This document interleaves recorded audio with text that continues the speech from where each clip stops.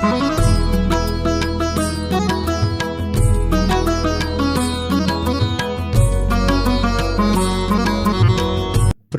దేవుడు మనకిచ్చిన ఈ మంచి సమయంలో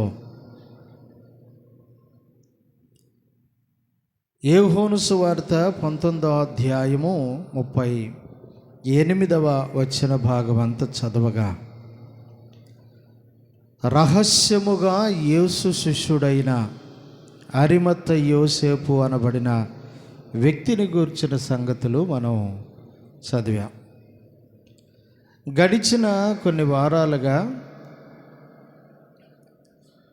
యేసు ప్రభు శిష్యులు, వాళ్ళల్లో ఉండవలసిన లక్షణాలు, ఒక వ్యక్తి శిష్యుడిగా ఉంటే అతనిలో ఏ లక్షణాలు ఉంటే అతనిలో బాగుపడతాడు, దీవించబడతాడు, అనేకులకు దీవెనకరంగా ఉంటాడంటూ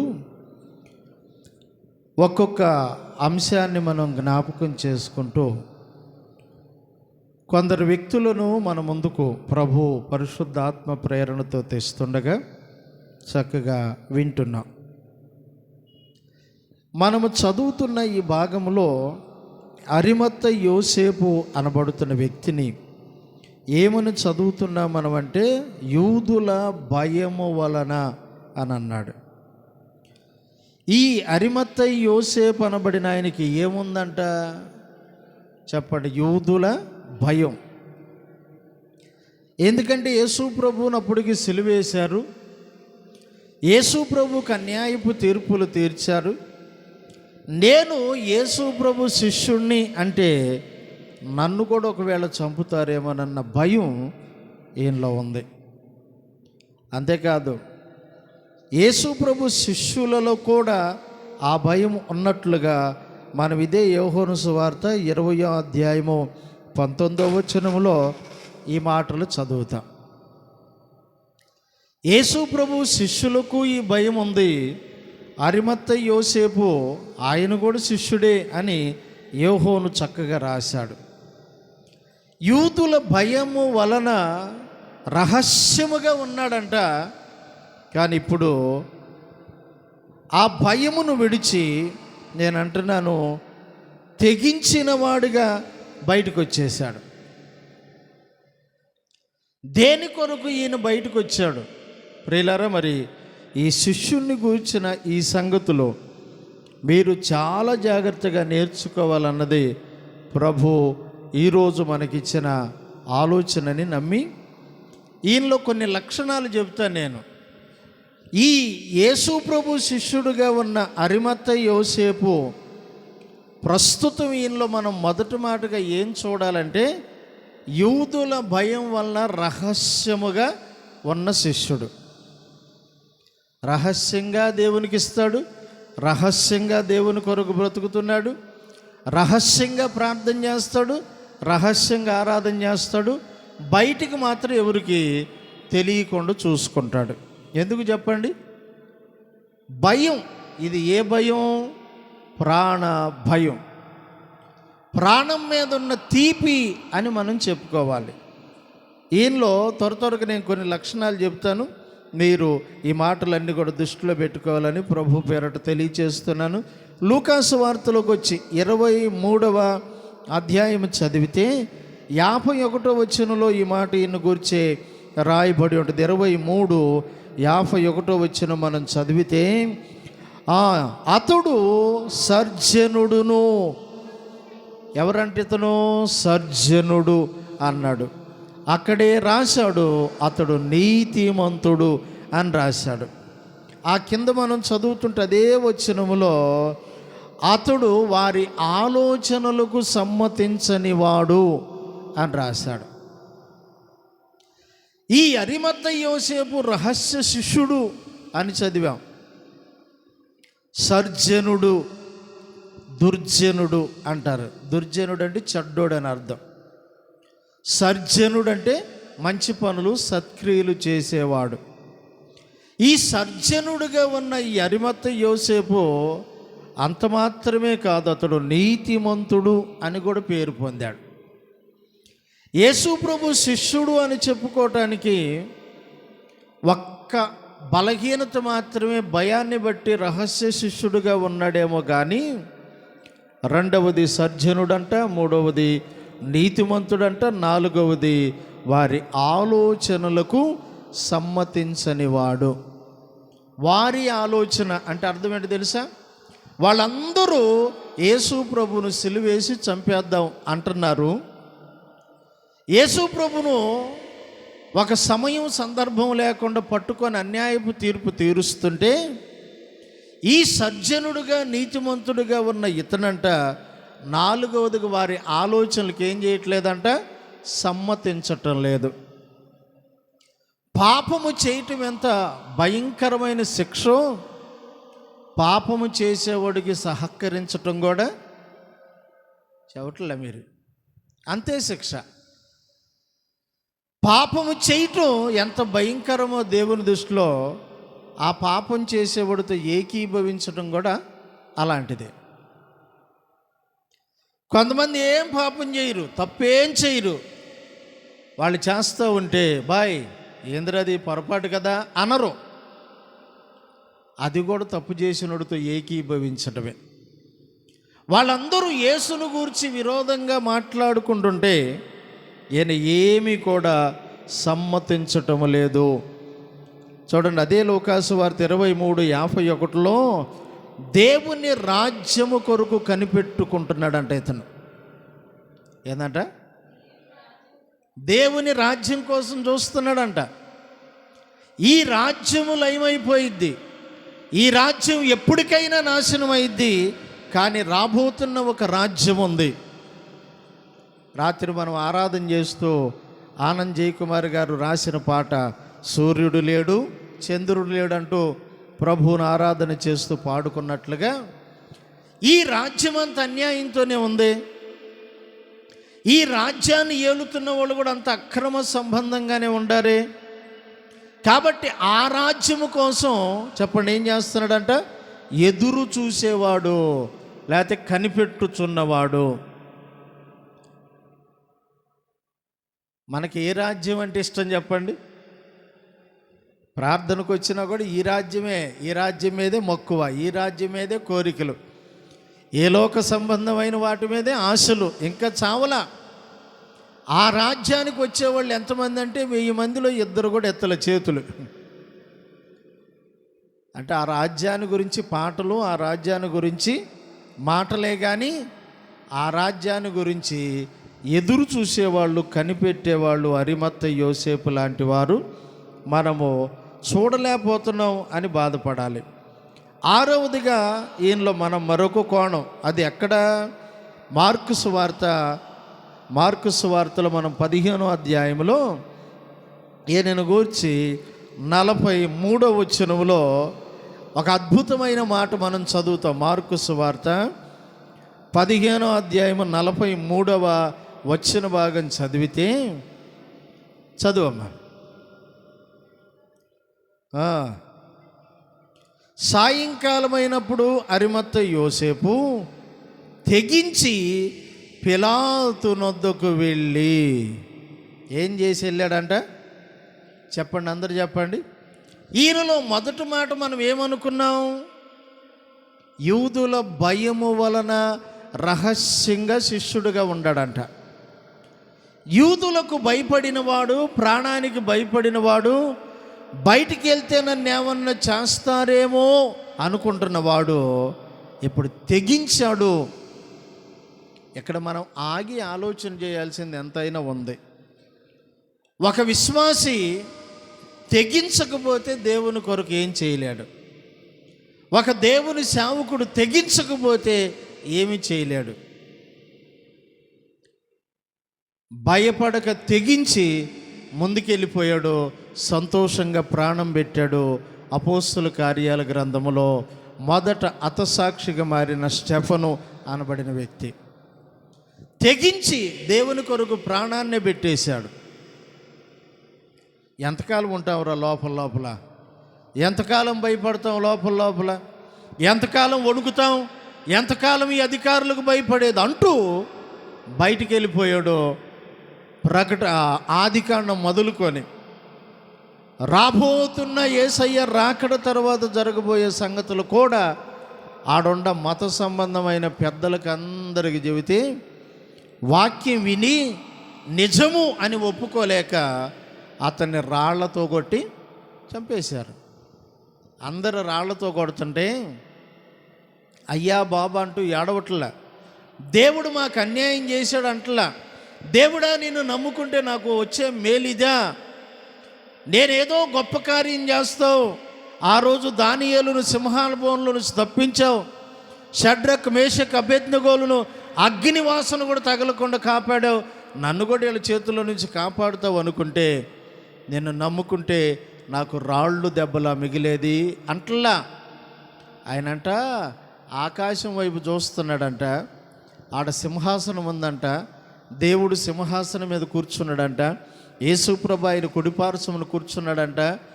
ఆయన అలాగూ చూస్తూ ఇదిగో పరలోకం తెరవబడింది నేను చూస్తున్నానంటే వాళ్ళకి ఇంకా ఎర్రి కోపం వచ్చిందంట. దేవునికి స్తోత్రం చెప్పండి.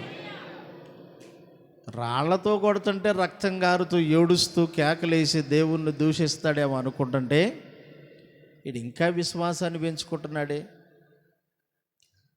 దేవుని బిడ్డలారా, నేను అంటున్నాను, తెగించి దేవుని కొరకు ఏదైనా చేయగలగాలి.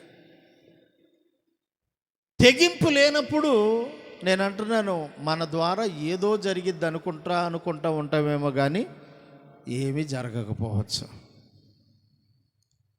తెగింపు లేనోళ్ళు చాలామంది ఈరోజు నేటి క్రైస్తవ సంఘాల్లో ఉండారు.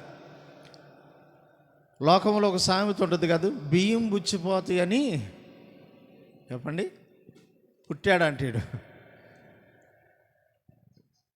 ఉపయోగం ఏముండదు, 3 పూటలు తింటాడు, ఏమన్నా సాయంత్రం సద్దన్నం ఏమైనా ఉంటుందా అంటాడు. బియ్యం పుచ్చిపోత నేను పుట్టేవాడు ఉపయోగం ఎందుకు ఉంటాడు? ఆ నేలకి బరువే, ఆ కుటుంబానికి బరువే, ఆ భార్యకి బరువే, ఆ పిల్లలకు కూడా బరువే. దేవుని పిల్లలుగా మనం ఈ రాత్రి అరిమత్త యోసేపుని జీవితాన్ని ఆలోచన చేస్తుంటే అతడు తెగించి పిలాతు నొద్దకు వెళ్ళాను. ఇట్లా తెగించిన వాళ్ళు బైబిల్ గ్రంథంలో చాలామంది ఉన్నారు. రాత్రి కూడా వాక్యం విన్నాం కదా, దావీదు తెగించి చెప్పండి గొలియాతు మీదకి వెళ్ళాడు. ఈ మాట దావీదు చెప్పుకోవాలి, నేను తెగించి వెళ్ళాను అని. దావీదును గురించి దావీదు కాలములో ఉన్న సౌలు కుమారుడు అంటాడు, నానా ఎందుకు నువ్వు మాటికి దావీదును చంపాలనుకుంటావు? ఒకానొక రోజు నీ రాజ్యము పాడైపోతుంటే నీ రాజ్యం మీదకు శత్రువైన గొలియాతు వచ్చినప్పుడు దావీదు తెగించి వెళ్ళి వాడి మీద యుద్ధం చేసి మన రాజ్యాన్నే గెలిపిస్తే ఎందుకు నానా దావీదును చంపాలనుకుంటున్నావు? చెప్పండి, దావీదు ఎవరు? తెగించినవాడు. చెప్పండి, అదన్నా చెప్పండి, నీకు ఎందుకు అంతకాడికి వచ్చేది? దేవుని బిడ్డలుగా మనము దావీదు తెగించిన వాడిగా చూడాలి. అందుకే దావీదు ద్వారా చెప్పండి ఇశ్రాయేలీయులందరికీ జయము కలిగింది, ఆ రాజ్యం ఇంకనూ నిలిచి ఉంది. స్తోత్రం చెప్పండి. దావీదు దగ్గర ఉండారంట కొంతమంది, 30 మంది బలాఢ్యులు ఉండారంట. అబ్బాయి నాకు ఆ బెత్లెహేము దగ్గర ఉండ బావి నీళ్లు తాగాలని ఆశ ఉందరా అన్నాడంట.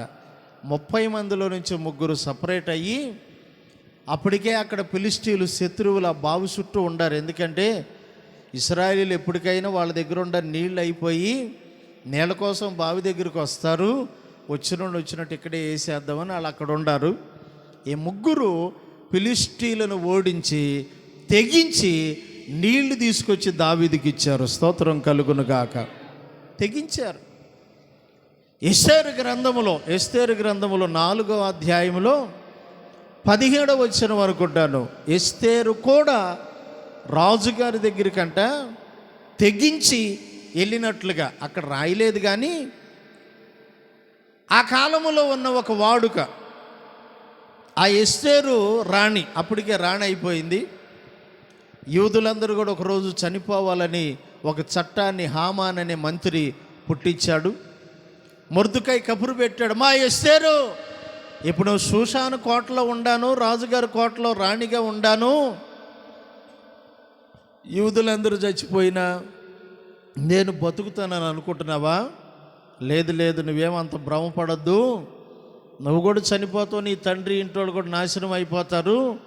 నీవు ఈ సమయంలో గనక మౌనంగా ఉంటే యూదులకు సహాయం మరొక దిక్కు నుండి వచ్చిందని వార్త పంపించాడు. అప్పుడు ఆమె అంటది, మరి రాజుగారేమో కనీసం 30 రోజులు అవుతుంది నన్ను పిలిచి. రాజుగారేమో నన్ను తన గదికి కానీ నన్ను మాట్లాడటానికి కానీ నాతో పలకరించడానికి కూడా పిలవల. రాజు పిలవకుండా ఎవరైనా కనుక వెళ్తే అది చట్టవిరుద్ధం. చట్టవిరుద్ధం అయినప్పటికీ నేను రాజుగారి దగ్గరికి వెళ్తాను. ఆ వచ్చిన మీరు చదవండి కావాలంటే ఎస్తేరు గ్రంథము 4వ అధ్యాయము 16వ వచనం అంతా చదవండి. పెద్ద వచనం ఉంటుంది అక్కడ. ఎస్తేరు గ్రంథం 4వ అధ్యాయము 16వ వచనం చదవం.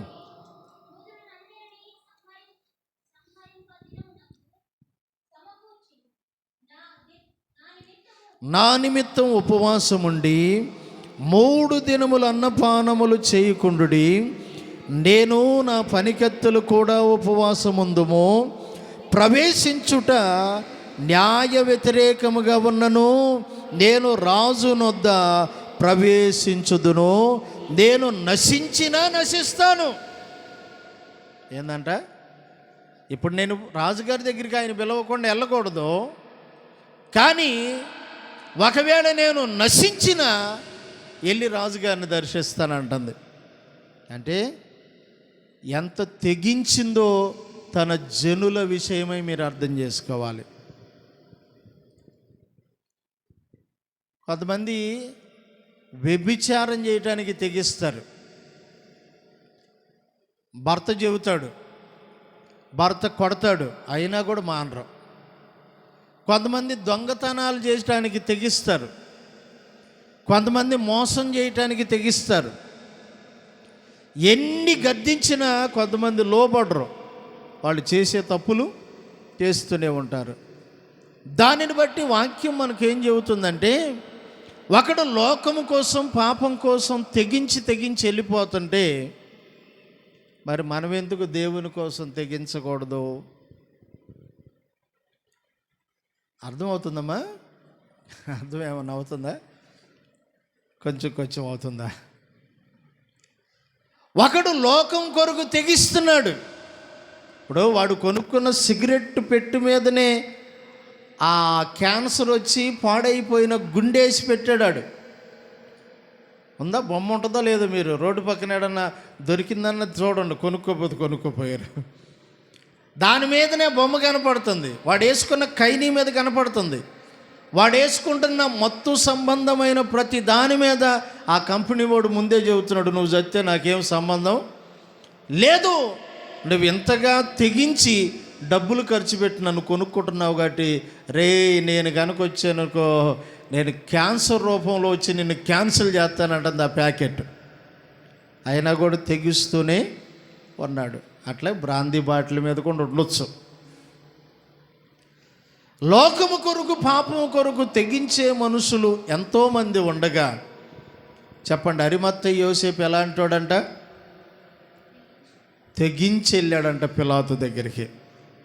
ఇంక చెప్పమంటారా? ఓ రోజు పౌలు గారు ఉత్తరం రాస్తూ రోమా సంఘానికి చెబుతూ, రోమీలకు రాసిన పత్రిక 16వ అధ్యాయము 3వ వచనంలో అనుకుంటాను, అక్కడ అకుల్లా ప్రిస్కిల్లా అనబడిన భార్యాభర్తల గురించి చెబుతూ, వారు నా కొరకు వారి ప్రాణాలైనా ఇవ్వటానికి తెగించిన వారు తెగించారు నా కొరకు, నా ప్రాణం కొరకు వారిద్దరు కూడా భార్యాభర్తల ప్రాణాలు ఇవ్వటానికి. ప్రియులారా, మనకు బాగా అర్థం అవ్వాలి, ఇలాంటి భార్యాభర్తలు ఈ రోజున దేవుని సేవలో కనపడుతున్నారా? వాళ్ళకి ఏదన్నా ఇది వద్దు, ఆ సమర్థవంత వద్దు అంటే, ఆ దినం మనం చేయకూడదంటే, ఆ ఆచారం మనకు వద్దంటే మకాలు నల్లగబెట్టుకొని అలిగి ఇంకో చర్చికి వెళ్ళిపోయి అవసరమైతే ఎదురు తిరిగి ప్రాణాలు తీసేవాళ్ళ కనపడుతున్నారు. కానీ ప్రాణాలు ఇచ్చేవాళ్ళు ఈ రోజున చాలా అరుదుగా కనపడుతున్నారు. నేను అంటున్నాను, ప్రాణాలు ఈగిపోతే ఈగిపోయారు, తీయకుండా ఉంటే చాలు. అంతేనంటారా?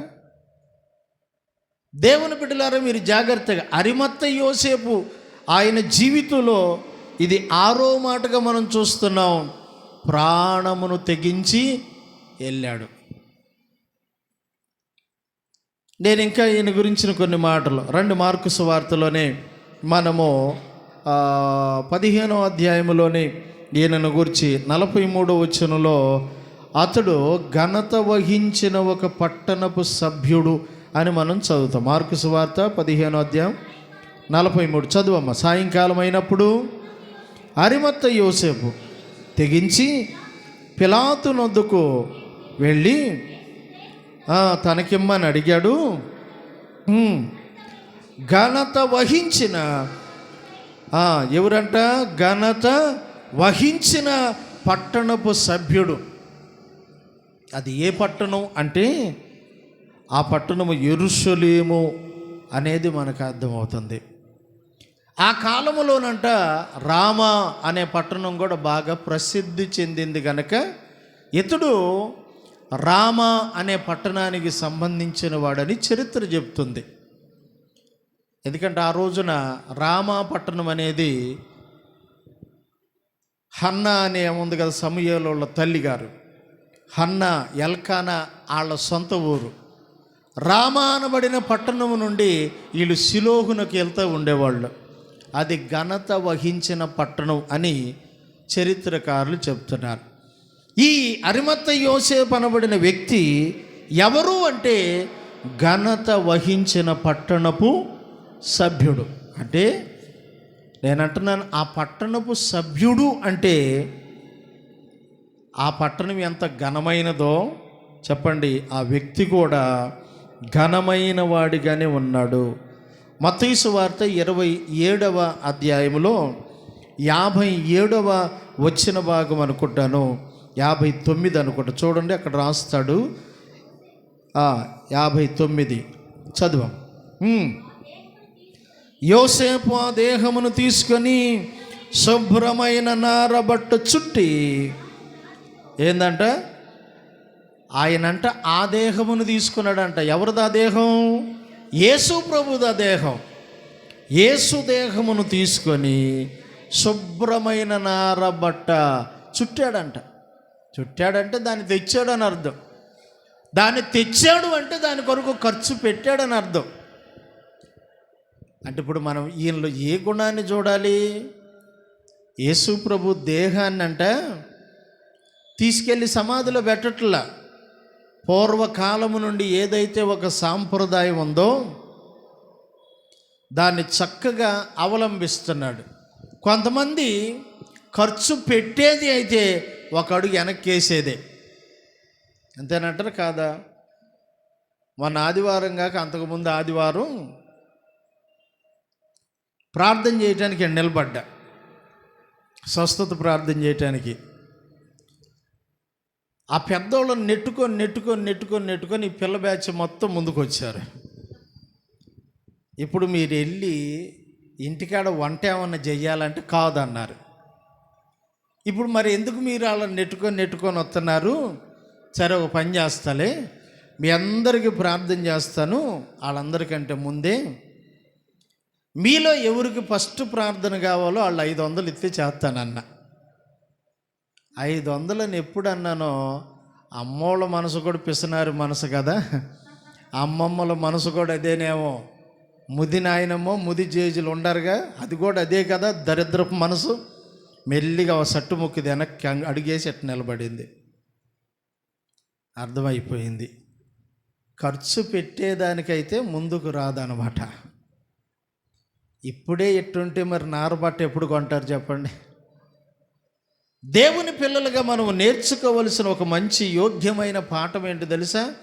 యేసు ప్రభు వారి దేహాన్ని పిలాతు దగ్గరికి వెళ్ళి సెలవడిగి ఆ సిలువ మీద నుండి యేసయ్య దేహాన్ని దించిన అరిమత్త యోసేపు ఆ సమాధి చేయటానికి ముందు నారబట్ట తెచ్చి చుట్టాడంట దానికి.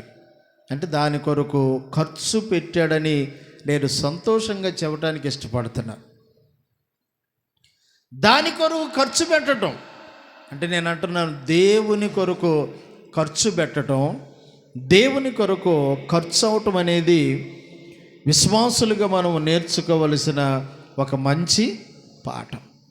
చూడండి, ఈయన గురించి ఇంకొక మాట అక్కడే మనం చదువుతాం. చూడండి, 60వ వచనం చదువమ్మ. తాను రాతిలో తొలిపించుకొనిన క్రొత్త సమాధిలో ఏందంట, తాను తొలిపించుకున్నాడంట సమాధి. ఎవరి కోసం? ఇప్పుడు మన ఊర్లో ఆ మెట్ట దగ్గర ముసలాయన చచ్చిపోకముందు బొమ్మ పెట్టుకున్నాడు, చూసారా?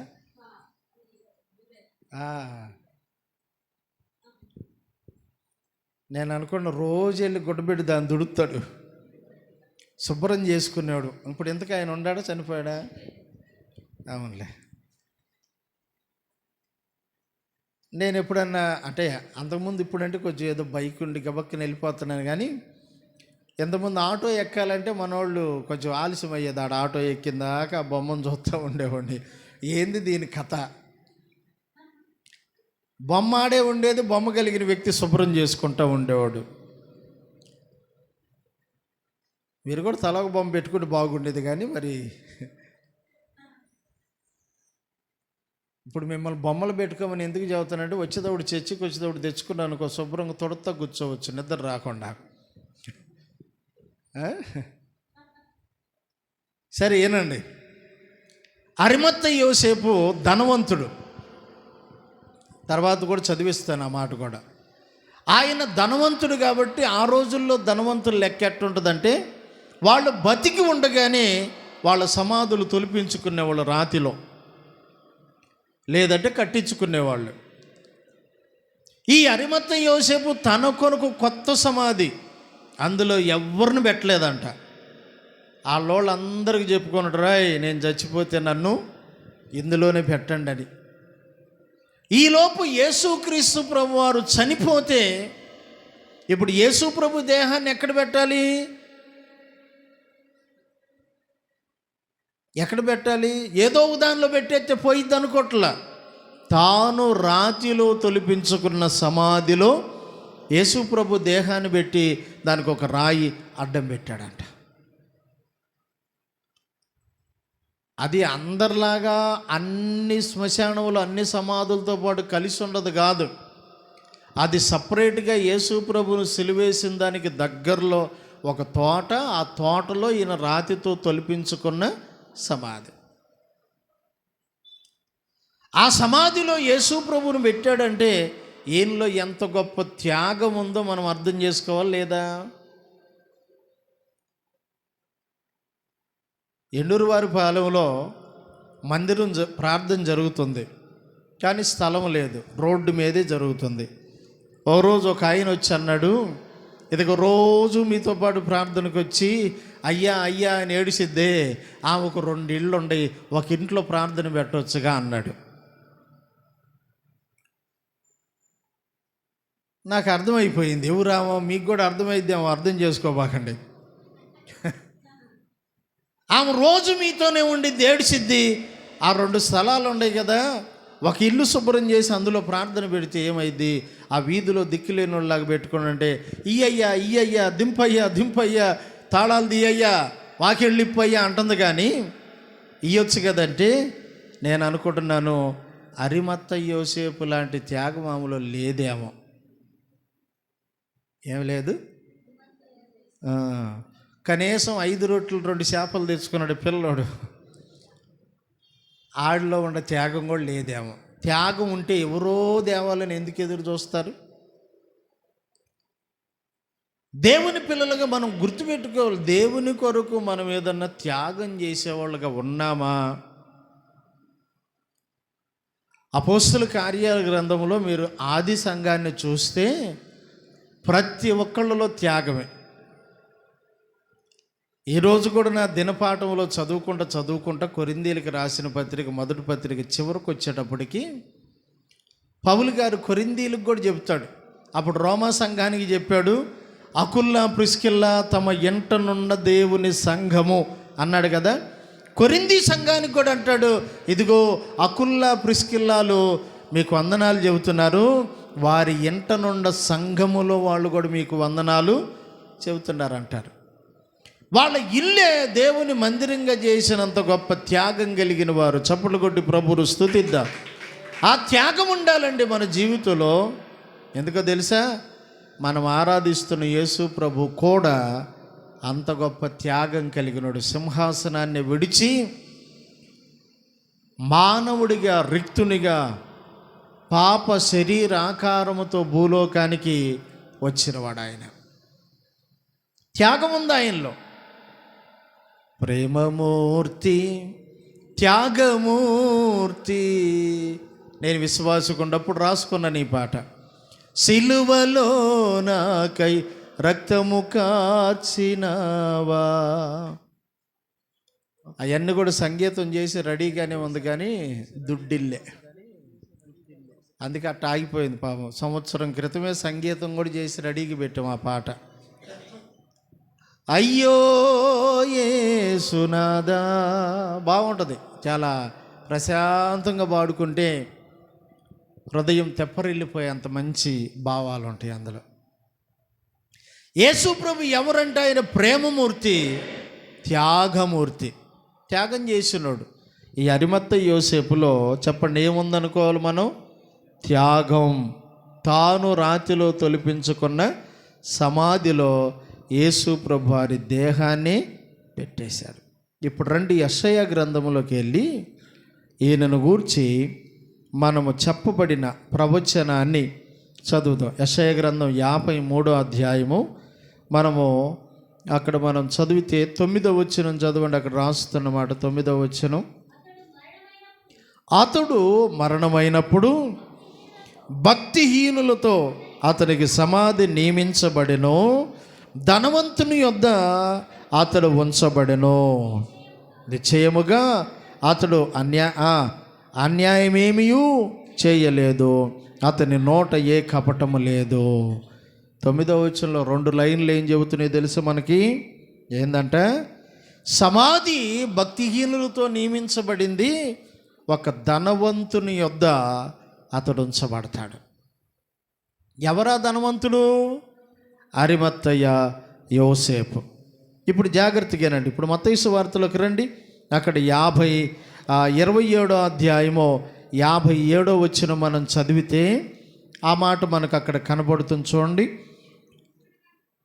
యేసు శిష్యుడిగా ఉన్న అరిమత్తయి యోసేపు అను ఒక ధనవంతుడు. ఎవరంటే ఈయన? ఈ అరిమత్తయి యోసేపు ధనవంతుడు. తన ధనాన్ని బట్టి ఒక రాతి సమాధిని తొలిపించాడు. ఆ రాతి సమాధిలో యేసుని పెట్టడానికి ఇష్టపడ్డాడు.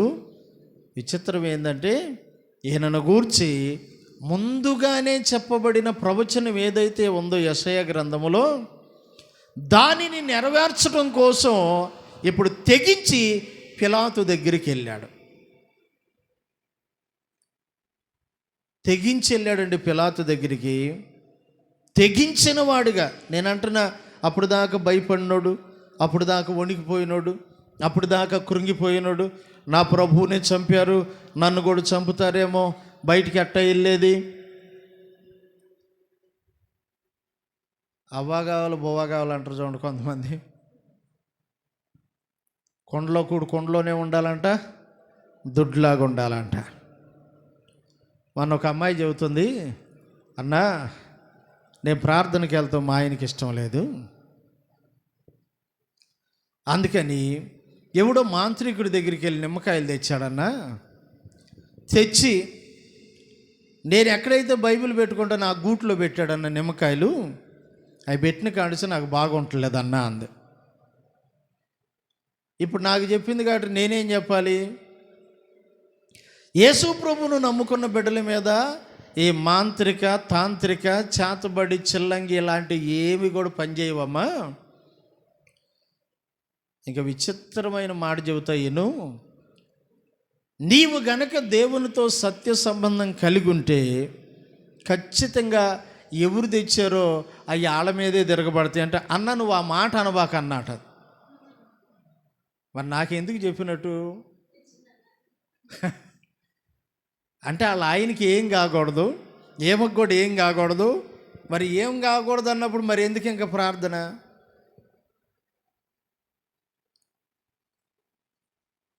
అర్థమైందా? కొంతమంది ఏ రకంగా తెగించలేరు. నేను ఆమెతో చాలాసార్లు చెప్పాను ఈ మాట. అన్న, దేవుడు నా భర్తను మార్చాలన్నా మారుస్తాడమ్మా. ఒకవేళ మనం గనక మాట విన్నోళ్ళని ఏం చేస్తాం చెప్పండి? ఏం చేస్తాం? ఓ దెబ్బ కొడతాం, గర్దిస్తాం. దేవుడు సముద్రాన్ని గర్దించాడు, ఏమైంది? కీర్తనాకారుడైతే అంటాడు, దేవుడు సముద్రాన్ని గర్దిస్తానంటే అది ఆరిన నేలగా మారిపోయిందంట. స్తోత్రం చెప్పండి. అంటే నీళ్లు లేవంట సముద్రంలో. ఆ సముద్రం రహదారిగా మారిపోతే ఆరిన నేలలో నడిచి వెళ్ళిపోయారంట ఇశ్రాయేలీయులు. ఒకవేళ మీ ఆయన్ని గనక దేవుడు గర్దిస్తే చెప్పండి ఏమైంది? నీళ్లు లేనట్టుగా ఆయన కూడా లేకుండా పోయాడు అనుకో. ఇప్పుడు నువ్వు దేవుణ్ణి దూషిస్తావా, దేవుడా నువ్వు అద్భుత కార్యం చేసావని స్తుతిస్తావా అన్న ఆ మాట అనబాకన్నా. మరి ఏమనాలి? దేవుడు నీ భర్తను మార్చాలి. ఎట్ట మార్చాలి? గర్దించకూడదు, కొట్టకూడదు, ఒక దర్శనం ఇవ్వకూడదు. ఇక ఏం చేయాలంటే మీ ఆయన పడుకున్నాక వచ్చి మంచం దగ్గరికి వచ్చి, అరే బుజ్జి, అరే చిన్నోడా, ఏందిరా ఈ మధ్య అమ్మాయిని ఏందో అంటున్నావంట అట్ట అనబాక నానా, ఊరుకో నానా, నా మహిమ ఇదిగో చూడు నానా, నా గొప్పతనం ఇదిగో చూడు నానా అని చెప్పాలా? చెప్పరేంది? దేవుడు మార్చాలి అనుకుంటే ఎట్టయినా మారుస్తాడు. దానికి మనము సిద్ధపడాలి. యాకోబు మారాలి మారాలి మారాలి. ఎప్పుడు మారాడు చెప్పండి? ఇక్కడ ఇచ్చాడు కదా ఒకటి, ఓయ్ ఆ నిలబడ్డ వాళ్ళకి కూడా మీకు కూడా ఈకోండి ముందే పెందలాడరండి ప్రార్థనకి. అర్థమైందా? మా చిన్నోడు కాజాలు పెట్టే పలహారానికి ఏం బాగానే వస్తున్నాడు, మరి బుధవారం ఎందుకు అట్లా అర్థం కావట్లా. ఇస్తాడని చెప్పండి. దేవుడు ప్రేమ కలిగిన వాడే, కానీ తన పిల్లలు మారాలనుకున్నప్పుడు ఏం చేస్తాడు? కళ్ళజోడు తీసి పక్కన పెడతాడు. అప్పుడు ఆటో ఎట్టెళ్ళిద్ది ముందుకి. కొన్నిసార్లు అండి గర్దింపు అట్లా ఉంటుంది మనకి, మనం అర్థం చేసుకోవట్లా. నేను ఎవరైనా నా భర్త కొరకు ప్రార్థన చేయమని చెబితే, అమ్మ దేవుడు మార్చాలనుకుంటే నీ స్టైల్లో మార్చడు ఆయన. చెప్పండి, ఆయన స్టైల్లో మారుస్తాడు. ఒకవేళ గద్దించాడు అనుకో, ఓ 10 రోజులు ఆసుపత్రిలో ఉండాలి. ఆయన ఇదిగో చచ్చిపోయేటట్టే ఉంటాడు. నువ్వు వెంటనే ఏమంటావు? దేవుడా ఏంది నువ్వు చేస్తున్న తెక్కల పని అనవా? అందుకని సమాజంలో ముందు మారాల్సింది ఎవరంటే ప్రార్థనకు వచ్చేవాళ్ళే మారాలండి. ప్రార్థనకు వచ్చేవాళ్ళు మారాలి. దేవుణ్ణి నమ్ముకున్న వాళ్ళు మారాలి. నీకు అన్నీ బాగుంటేనేమో యేసయ్య సూపర్ అంటున్నావు, లేకపోతేనేమో యేసయ్యని ఎత్తి దెబ్బలో నువ్వే కొడుతుంటవి.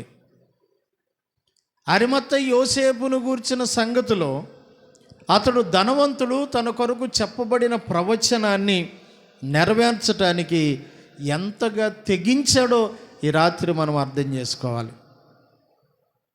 మరి మీరు ఎన్ని పాయింట్లు రాసుకున్నారు? కానీ ఈ మొత్తం దరిదాపులు ఒక 10 పాయింట్లు ఉంటాయి. నేను వరుసను అన్నీ చెప్పా.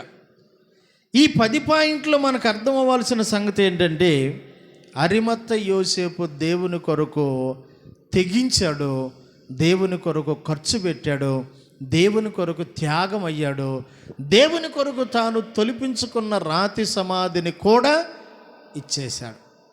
నీతిమంతుడు, సర్జనుడు, అతడు దేవుని రాజ్యాని కోసం ఎదురు చూసేవాడు, వాళ్ళ ఆలోచనలకు సమ్మతించలేదు. ఈ అన్ని మాటలు కలుపుకుంటే అరిమత్తయి యోసేపులో 10 సంగతులు మనము నేర్చుకోవచ్చు. మరి వీటిలో కనీసం ఒక 2-3 అన్న నీలో కనపడుతున్నాయా అన్నదే నా డౌట్. ఈ వాక్యం వింటున్న నీలో ఆ రోజు కనుక కానుక నువ్వు 500 వేసావు అనుకో, ఎట్టేస్తావు చెప్పు? కొంతమందికి ఎక్కువ కానుకేసిన రోజు నడక కూడా డబ్ల్యూడబ్ల్యూ నడుస్తారు చూడు, కానుక పెట్టి దగ్గరికి వచ్చేటప్పుడు అట్టేస్తారు అడుగులు. తక్కువ వేసినప్పుడు ఒక రకంగా, ఎక్కువ వేసినప్పుడు ఒక రకంగా ఉండకూడదు. దేవునికి కావలసింది మనలో త్యాగమే. కానీ ఇప్పుడు కట్టలు కట్టలు కానుకలు వేస్తున్నారు, అక్కడ కాసులు వేస్తున్నారు, బంగారం వెండి వేస్తున్నారు. లోకాసు వార్త 21వ అధ్యాయంలో యేసు ప్రభు వారు కానుకలు పెట్టి దగ్గర కూర్చొని చూస్తున్నాడంట. భాగ్యం ఎంత ఎత్తుంది, భక్తుల రక్తం ఎంత ఎత్తుంది, ఆ మద్దం ఎంత ఎత్తుంది. నేను అనుకున్నా అసలు ఆ కానుక పెట్టిలో వేసేది యేసు ప్రభు కొత్తయా? ఆ సమాజ మందిరం వేరే వాళ్ళది. కానీ ఎందుకు యేసు ప్రభు వారు ఆ మందిరంలో కూర్చొని కనిపెట్టి చూస్తున్నాడంటే వాళ్ళ మనస్సు త్యాగం ఎలాంటిదో చూడాలని. ఒక తల్లి 2 కాసులు వేసిందంట.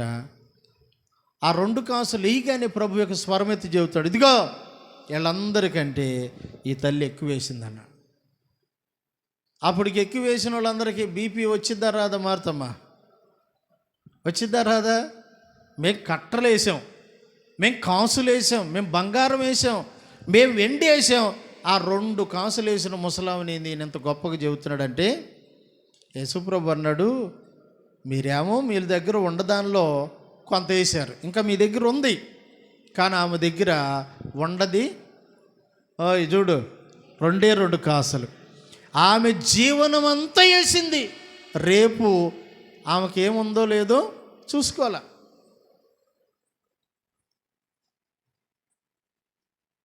మా ఊర్లో కరువు వచ్చింది అంటారు మా ఊరు వాళ్ళు. ఇంటికి వెళ్ళి చూస్తే మూలన మొత్తం ఇంటి సగానికి ఒడ్డు గోతాలు, బియ్యం గోతాలే. ఏమొచ్చింది చెప్పు కరువు? దాన్ని ఏమంటారు, దీన్ని ఏమంటారు, గూడే కదా, అరమర అంటారు మామూలుగా. అరమరే గూడు అంట. ఆ గూడు అట్ట కనుక ఓపెన్ చేసామనుకో అన్ని పచ్చడి డబ్బాలే. ఇంకేం కరువు వచ్చింది చెప్పు? పచ్చి తొక్కలు, ఒట్టి తొక్కలు, ఎండు తొక్కలు అన్నీ ఉండే ఆ ఇంట్లో. ఇంకేం కరువు వచ్చింది? నేనంటనే నీకు సంవత్సరానికి ఆడ పెట్టుకొని నువ్వే కరువు అనుకుంటే ఆ త్యాగం అంటారా? అన్నీ ఆడ పెట్టుకొని అవి పురుగులు పడుతున్నా చిన్న డబ్బా ఒకటి తీసుకొని గుప్పులు బియ్యం తెస్తున్నాం అనుకో చర్చికి, చిన్న డబ్బే మళ్ళీ పెద్దది వద్దులే, చిన్నదే తీసుకొని వస్తున్నాను. అబ్బా ఎంత త్యాగం అమ్మా, ఎంత త్యాగం అంటాడు ప్రభు. ఆ మనసు చూస్తాడు. బైబిల్ గ్రంథంలో వీళ్ళందరిని గూర్చి ఎందుకు రాయించాడు అంటే చెప్తా చూడండి. ఎలీషా కాలంలో కరువు వచ్చిందంట. తాను మొదట వేసిన పంట అవి ఉంటాయి చూడండి. నేను ఆ మాట మీతో చదివిస్తా చూడండి. రాజుల 2వ గ్రంథములో ఎలీషా కాలంలో వచ్చిన ఆ కరువు దినాల్లో ఒకడంట బయల్ షాలీషా అనే ప్రాంతము నుండి మొదట వేసిన పంటలో ఉన్న చూడండి 4వ అధ్యాయం 43. మరియు ఒకడు బయల్ షాలీషా నుండి మొదట పంట బాపాతు యవల పిండితో చేయబడిన 20 రొట్టెలు, క్రొత్త గోధుమ వెన్నులను, కొన్ని పండ్లను తీసుకొని వచ్చి దైవజనుడైన అతనికి కానుకగా ఇచ్చాడంట. ఏ రోజులయ్యి? పై వచ్చిన మీరు చదివితే 48. ఎలీషా గిల్గాలునకు తిరిగి రాగా ఆ దేశములో క్షామము కలిగిందంట. కరువును మించింది క్షామం అంటే. ఆ భయంకరమైన దినాల్లోనంట ఒకడు పంట వేసిన దానిలో 20 రొట్టెలు వెన్నులతో చేయబడిన ఇది ఇచ్చి పండ్లు తెచ్చి, అయ్యా ఇదిగో అంటే త్యాగం కదా అది. ఎందుకు త్యాగం చేస్తున్నాడు తెలుసా? ప్రవక్తల శిష్యులు ఆ కింద వచ్చినాల్లో కొండబెట్టి ఆకుకూరలు వండుకొని తింటున్నారు, అన్నం వండుకొని తింటలా. గింజల్లే వాళ్ళకి. అడవిలోకి వెళ్ళి పొయ్యి పెట్టి దొరికిన మంచి మంచి ఆకులతో కూర చేసుకొని తింటున్నారు. అతని త్యాగానికి కారణం, నాకు పంట పండింది, ఖచ్చితంగా తీసుకెళ్ళి వాళ్ళకి ఇస్తే ఒక రోజైనా సమృద్ధిగా తింటారు. ఆకులు తినేవాళ్ళు ఈరోజన్నా ఫలములు తింటారు, ఆకులు తినేవాళ్ళు ఈరోజన్నా రొట్టెలు తింటారు, ఆకులు తినేవాళ్ళు ఈ రోజులన్నా కంకెలు తింటారు అన్నట్టుగా త్యాగంతో తీసుకొస్తే ఇక్కడ రాయలేదా మాట? అందుకని అరిమత్త యోసేపులో గొప్ప త్యాగం మనం చూస్తాం. మనలో కావాలండి ఆ త్యాగం.